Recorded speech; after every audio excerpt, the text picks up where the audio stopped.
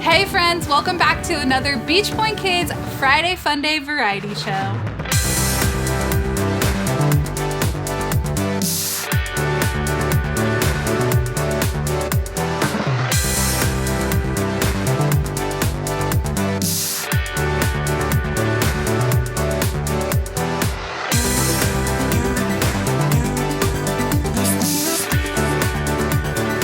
Hey friends, welcome back to another Beach Point Kids Friday Funday Variety Show. Each Friday, we've got a show filled with wacky, crazy silliness, all recorded for you. Today, we're talking about obedience. You're probably scratching your head right now saying, really? A show about obedience? What even is that? Now, before you turn the episode off before it even begins, hang around and see that obedience, especially obeying God, can be an amazing and wonderful thing. To obey means that you comply with or you follow the requests of another person. It means that you carry out the instructions that you've been given. Kind of like Simon Says. If Simon says it, you do it. Today we are talking about listening and obeying God. Like God says. If God says, we do it. We'll look at a story of a guy and a giant whale. We'll also hear a Zoom interview with one of your super awesome leaders. He might have been a Blue Dot Boy leader back in the day. And we will also have a whole lot of fun. All right, are you guys ready to jump in? Let's start with some jokes. Some whaley good ones to be exact.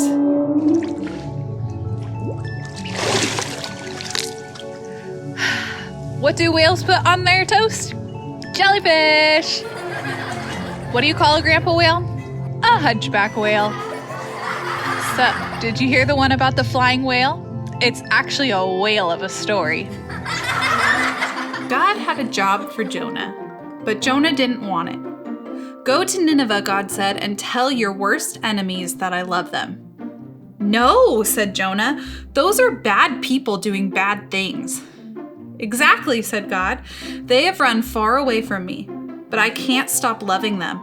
I will give them a new start. I will forgive them. No, said Jonah. They don't deserve it. I'll run away, Jonah said to himself. Far away, so far away that God won't be able to find me. Then I won't have to do what God says. It's a good plan, he said, because as far as he knew, it was a good plan. But of course, it wasn't a good plan at all. It was a silly plan because you can't run away from God, but he will always come and find you. Jonah went ahead with his not very good plan. One ticket to not Nineveh, please, he said, and boarded a boat sailing in the very opposite direction of Nineveh. Well, it wasn't long before a fierce wind blew and the boat started to lurch and pitch and roll and everyone started turning green. Jonah sat bolt upright in his bed. You see, the first thing that went wrong with Jonah's not very good plan was that God sent a big storm after him. The sailors couldn't sail their ship properly. We're sinking, they screamed, and started throwing everything overboard. Suitcases, food, whatever they could find. By now, Jonah knew that the storm was his fault. Throw me instead, he shouted to the sailors, and the storm will stop. The sailors weren't sure. It's the only way you can be saved, Jonah cried. And so 1, 2, 3, splash! No sooner had Jonah hit the water than the waves grew calm, the wind died down, and the storm stopped. Just then, when Jonah thought it was all over, when he was sure he was going to drown, God sent a big fish to rescue him. The fish swallowed Jonah with one big gulp. Jonah must have thought he'd died. It was so dark in there, like in a tomb. But then he smelled the rotting food and felt the slimy seaweed, and he knew he wasn't dead. He was in the belly of the fish. Sitting there in the darkness for 3 whole days, Jonah had plenty of time to think. Pretty soon he realized his plan was, well, a very silly plan indeed. He was sorry for running away. He prayed to God from inside the great fish and asked God to forgive him. After 3 days, the fish spat Jonah safely out onto a sandy beach. Just then, Jonah heard someone calling his name. "Go to Nineveh," God said. And this time, Jonah said, yes. He went straight to Nineveh and told everyone God's wonderful message. Even though you've run far away from God, he can't stop loving you, Jonah told them. Run to him so he can forgive you. The people of Nineveh listened to Jonah and they started loving God. They learned to do what God said and to stop running away from him, just like Jonah. Many years later, God was going to send another messenger with the same wonderful message. Like Jonah, he would spend 3 days in utter darkness. But this messenger would be God's own son. He would be called the Word because he himself would be God's message. God's message translated into our own language. Everything God wanted to say to the whole world in a person. The end.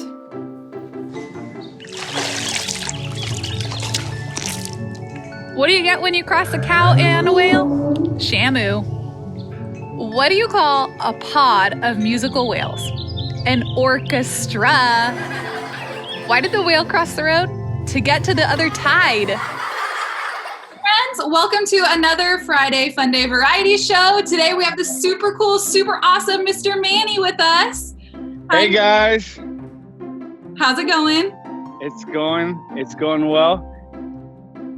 How you doing? Going, for sure. We're doing. Yeah, it's going. Just trying to stay busy, trying to occupy the time at home during the quarantine, and just taking it day by day. Yeah, same here. So I thought maybe we could play a little game to start. You down? Okay. Yep. All right. Down. So you are going to pick your favorite. Okay. Oh, I love it. The one you want or you like the best. All right. Here we go. Breakfast or dinner? Breakfast for dinner. Oh my gosh. Winning answer right there. That is me too.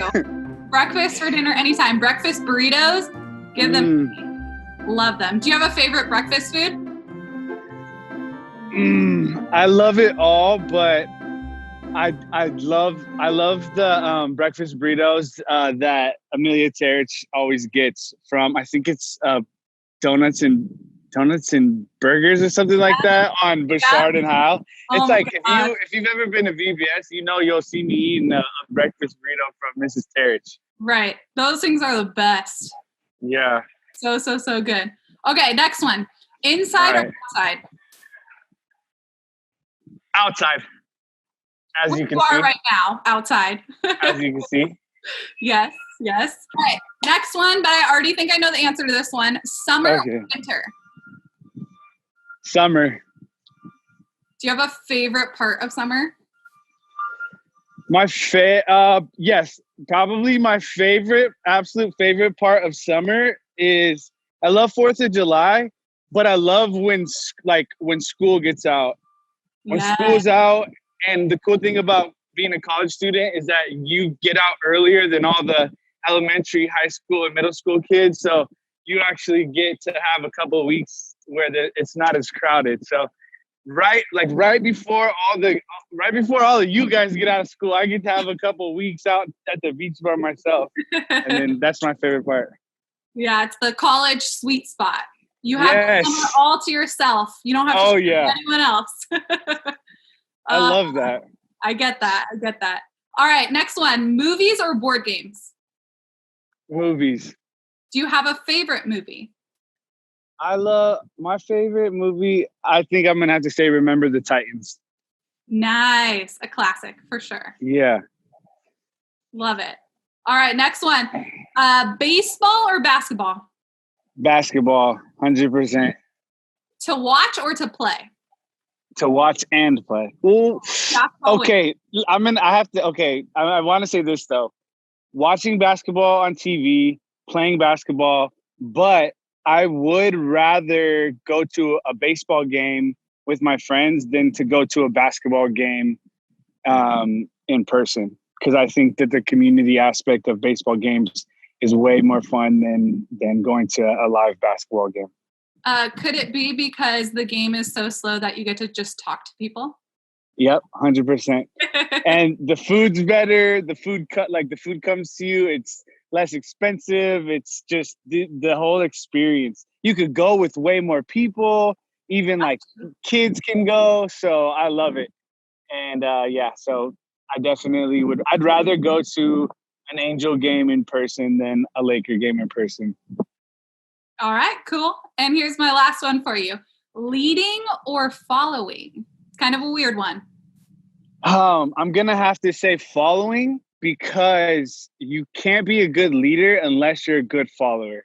And so following Jesus allows you to enter into that role of being a leader. And so I would say following, because that's where you learn how to lead. That is a solid nugget of truth right there. So true. So Yep. speaking of following, I want to know, when did you first decide to trust and follow Jesus? Can you tell us about that? Yeah, when I was 6 years old, there was a really big earthquake that had happened, and so I just remember going to church and Wednesday nights, and just knowing about Jesus. And so the earthquake was really big. It's called the Northridge earthquake, and I remember being a little kid and being so scared that if the earthquake took over the earth, that I I hadn't accepted Jesus into my heart. I haven't asked him for forgiveness of my sins. And so when I was 6 years old, I asked Jesus into my heart because I knew that I didn't want to live my life without him. But as I grew up and I grew older, I wasn't following Jesus, and I wasn't I hadn't surrendered my life to him. I hadn't put him first in all things. And so my life kind of took a turn in the wrong way. And then when I was 22 years old, I had a moment where I was having a really rough time, and I just had remembered being a little boy and accepting Jesus into my heart, and how safe I was when I was a little kid because of how close I was to Jesus. And so as an adult, I made the conscious choice to surrender my life. Kind of like, if you guys remember, in the Gospels, when Jesus would call his disciples to get up from their tables and follow him, or get off the boat and follow him. I kind of had that moment where I decided to surrender my life, give up everything, and actually follow Jesus. And so that was when I was 22. Wow, I love your story because it shows how the choice to follow Jesus is an everyday thing. How Yeah. you chose when you were younger, and then you made the choice again when you were older. Every day that we wake up, we have to choose to trust and follow Jesus. So I love story tells that. It's so amazing. Amen. So on this journey of following Jesus, I'm sure there are so many times when you had to listen and obey God's words. I was wondering if you could share a story with us about a time that you obeyed God's word and something amazing happened. Yes. So, okay. Well, there's two things that come to my mind, and they kind of coincide with each other.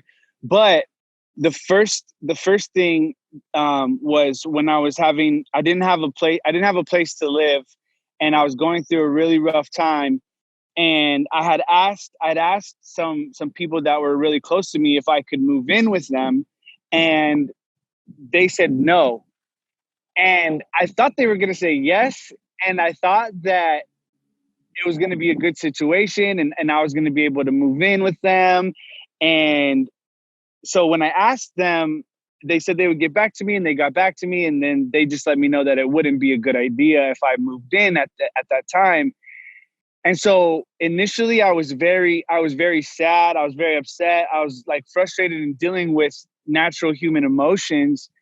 But when I responded, when I responded in the way that God calls us to respond, with love and respect, and just to continue to trust God, I responded and I obeyed the Lord by in my posture of the way that I trusted him, and just respected the answer of no. And so I said, okay, no worries. Like, it's okay. God will help me. He'll work it out. No worries at all.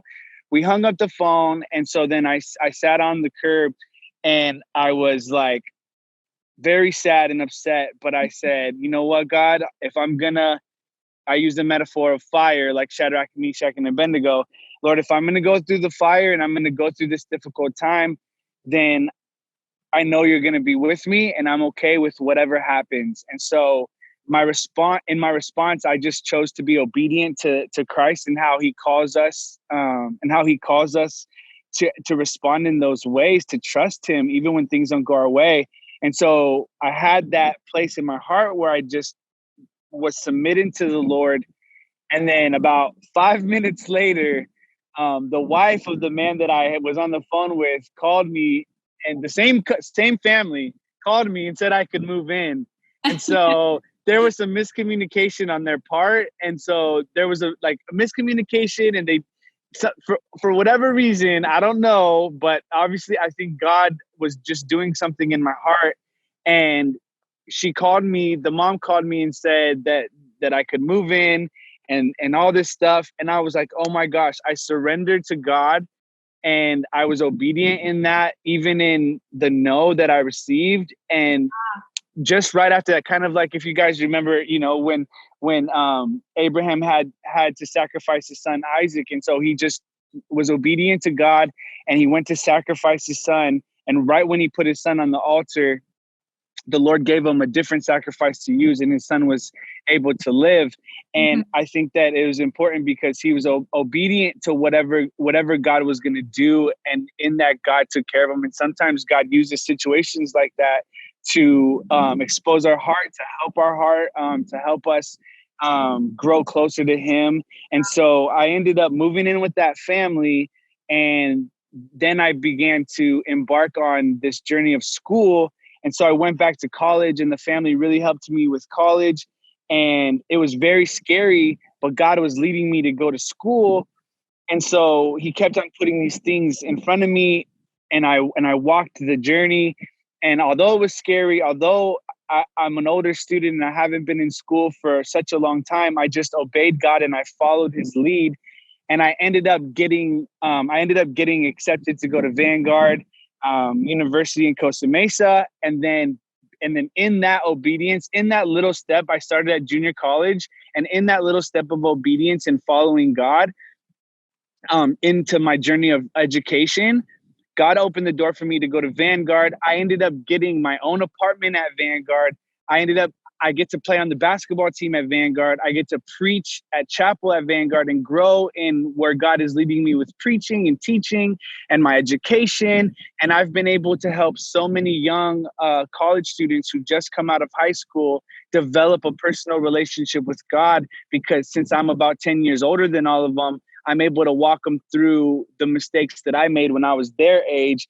And so just the small obedience of God calling me to school, first the posture of my heart and the response to God for my living situation, and then obeying him to pursue school.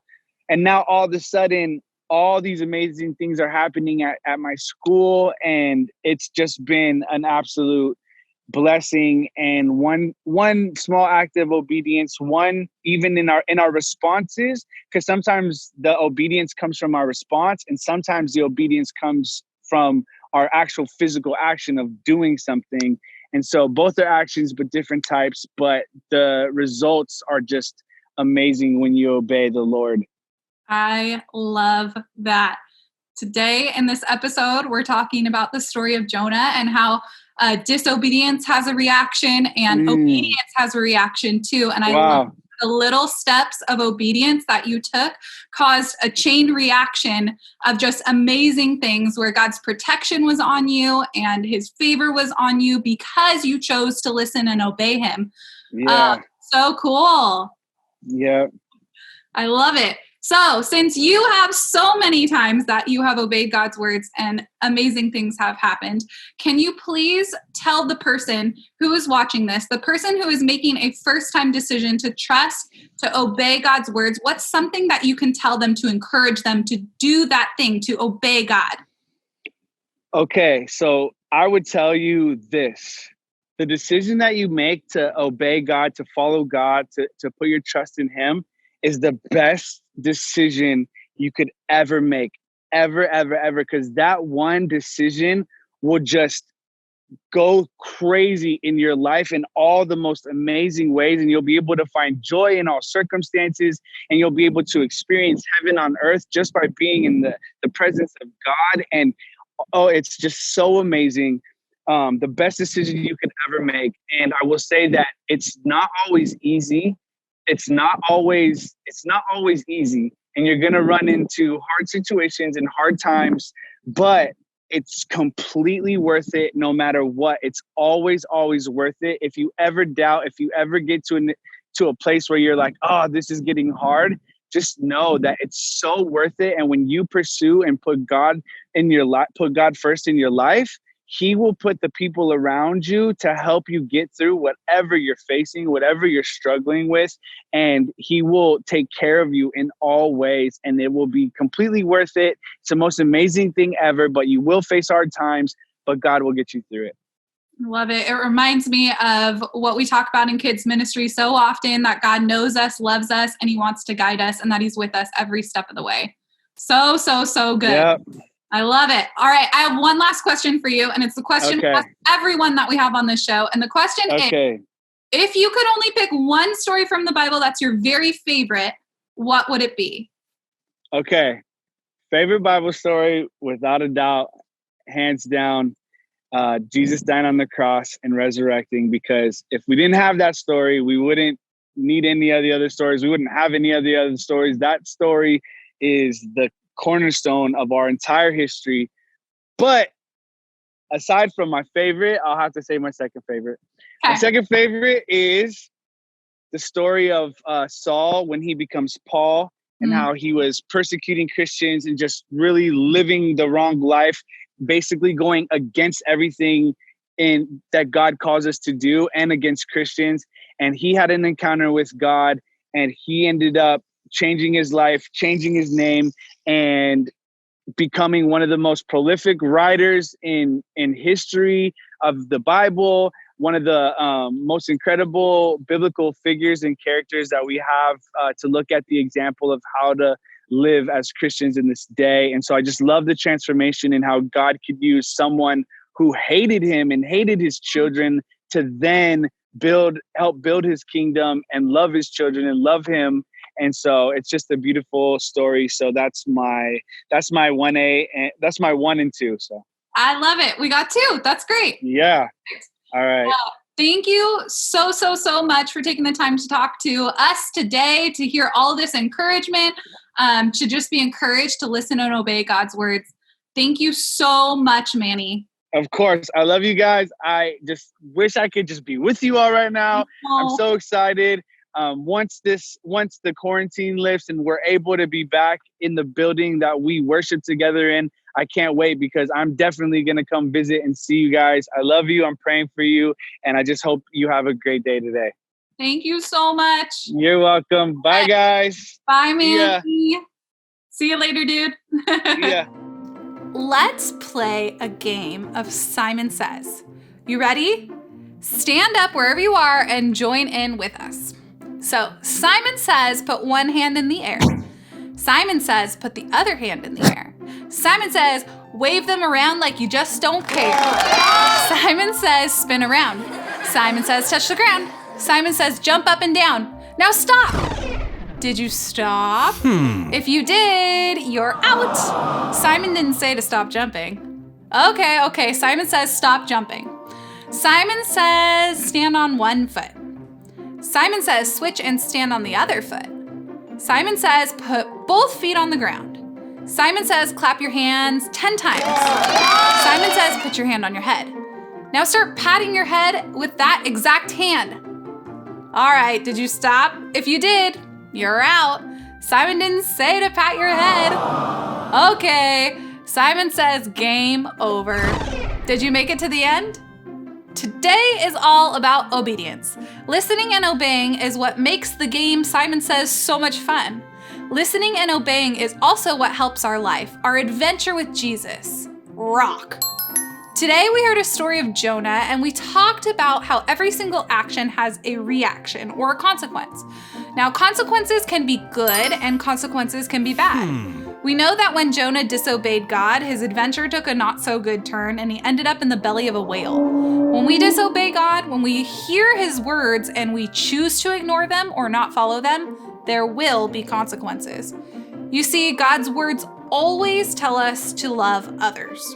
Remember the code? The most important command? To love God with all your heart, all your soul, all your mind, and all your strength, and to love your neighbor as you love yourself. Well, when you disobey those words, there are consequences. The consequence might look like fighting between you and your brothers and sisters, maybe getting in trouble with your parents, broken relationships with friends, hurt feelings, and hurt bodies. It also might look like a mischance for others to experience God's love for them through you. Just like the people of Nineveh would have missed out if Jonah would have continued to run away. But there are also good consequences to our actions, to listening and obeying God. When we obey the greatest commandment, to love God with all your heart, with all your soul, all your mind, and all your strength, and to love your neighbor as yourself, it looks like kindness with your brothers and sisters, listening to your parents, friendships that are true and real, and peace in your hearts and in your homes. Just like when Jonah prayed and apologized and asked God for forgiveness and then finally obeyed God's words to go to Nineveh, God will use us for amazing things too. God used Jonah to tell the Ninevites that God's love for them is huge and amazing, and God uses us to do the very same thing. When we listen and obey God's words, we get to be part of bringing his kingdom here on earth. We are part of furthering God's mission to love others. We're part of God's story. So, will you join in? Will you listen and obey the greatest commandment? Will you say sorry when you don't obey and admit that you made a mistake?